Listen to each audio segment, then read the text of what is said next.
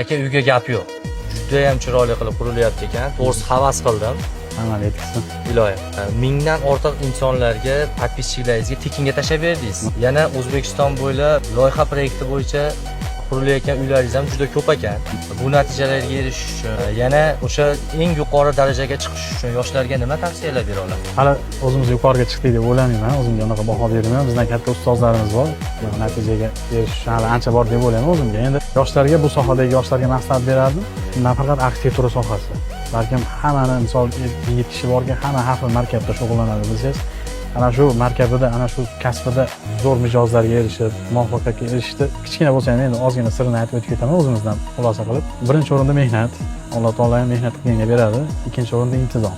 Intizom degani, misol uchun, sizga mana Rivoj 98 dan bizga mana plitalarni olib kelib qo'yib beryapsiz. 13-ga degansiz, mana bir xatada olib kelib, va'daga vafo olib kelib qo'yib berdingiz.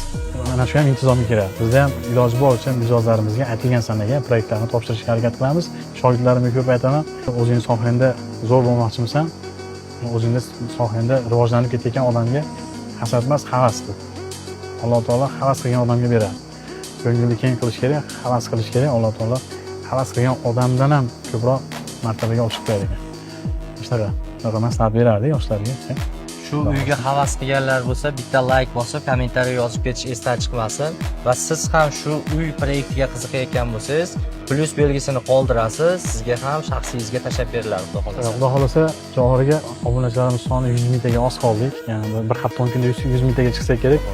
Nafaqat bu, Instagramda ko'rgan hamma kim yoqtirgan proyektlarini bir 5-6 ta obunachimizni kommentariyada saralaymizda, yana bepulga tashlab beraman. Xudo xolasa. Bo'lsa rahmat. Sog' bo'linglar. Salomat bo'linglar. Keyingi loyihalarda ko'rishguncha. Xo'p.